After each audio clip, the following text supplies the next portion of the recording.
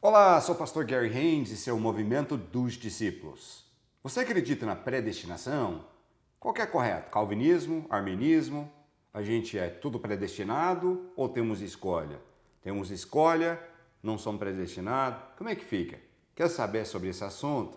Você vai aprender agora umas respostas quentes sobre o que é certo e errado sobre esse tópico, e eu sei que é polêmico, mas vamos ver o que Deus fala a respeito disso.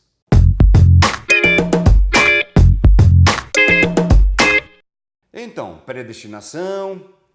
Quem é o grande campeão desse lado da questão era um cara chamado João Calvino. A doutrina virou o tal do calvinismo, né, que é mais assim por trás, né, do ensino desse lado, que é tudo a predestinação, e basicamente o homem não tem escolha, né, ou muito pouca.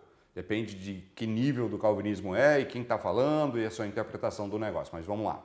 O outro lado é mais conhecido como arminianismo, que é uma linha que é tudo escolha e parece que quase não entra predestinação e assim em diante. Mas vamos lá. Qual que é o problema aqui? Eu tenho só alguns minutos que eu vou falar desse assunto, eu quero ser bem objetivo, então vamos comigo, bora. Primeira questão, nós vamos olhar aqui, é uma passagem que sustenta o lado do calvinista, né? Romanos 8:29. Pois aqueles que de antemão conheceu, também os predestinou para serem conformes à imagem de seu filho, a fim de que ele seja o primogênito entre muitos irmãos. Ok, isso é uma passagem, eu podia ler dezenas e dezenas e dezenas de passagens falando de predestinação. Agora vamos para o outro lado, onde a escolha pesa. Vamos lá? Hebreus 3, 12 a 14.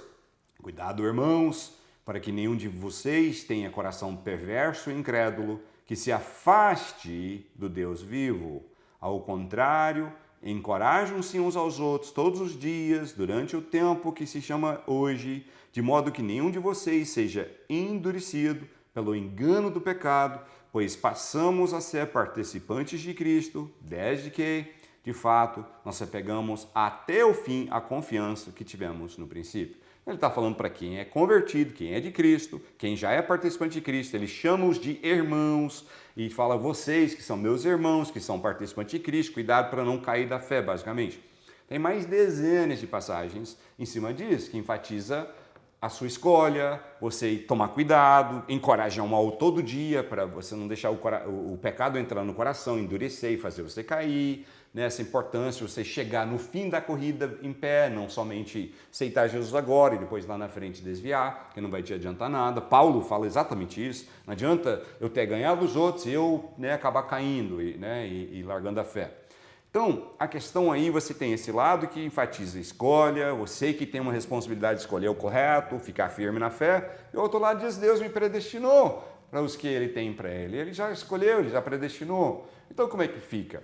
Bem, minha primeira birra com tanto arminiano e com calvinista é a manipulação que os dois lados fazem com a palavra de Deus. Porque o cara que decidiu que é tudo predestinação, ele só pega as passagens que lhe convém, ele só pega as passagens que batem com a teoria que ele está querendo propor e ensinar, e a doutrina que ele está querendo inculcar na cabeça das pessoas. E ele ignora o resto, ele apaga, ele fala, não é isso, está errado, a tradução, a cultura. Ele começa a entrar um monte de besterol e desculpas para apagar as passagens que não lhe são convenientes. Mas você sabe que o outro lado faz? É exatamente a mesma coisa. Eles apagam todas as passagens que falam de predestinação, que Deus nos escolhe, que Deus já viu como vai ser e planejou como vai ser, e eles apagam essas passagens. Então como é que fica? Então minha birra é a falta de integridade dos dois lados em interpretar a palavra de Deus,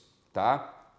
O fato é que os dois lados têm que admitir que tem passagens que contrariam a sua teoria, mas o problema é que todo mundo vai a extremos, todo mundo pega só as passagens que ele gosta, esquece as que ele não gosta, monta uma doutrina extremista e vai embora. Aí depois o outro cara faz a mesma coisa e vai para o outro extremo. A verdade é, e agora eu vou rapidinho aqui te passar o segredo de entender esse assunto, a verdade é que tem coisas que a mente humana nunca vai conseguir raciocinar e entender. E parte do problema do lado calvinista, do lado arminianista, é que a pessoa pega e ele tenta calcular e entender as coisas na mente. Não, peraí, se Deus já predeterminou, então eu não posso escolher. Se eu escolho, então Deus não predeterminou. E ele fica batendo isso na cabeça, só que a cabeça é um computador.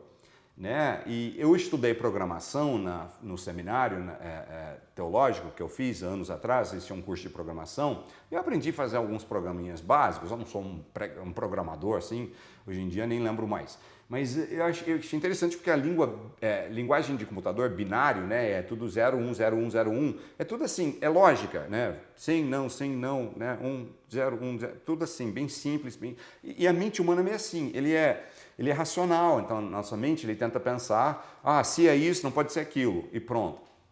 Mas deixa eu te perguntar uma coisa.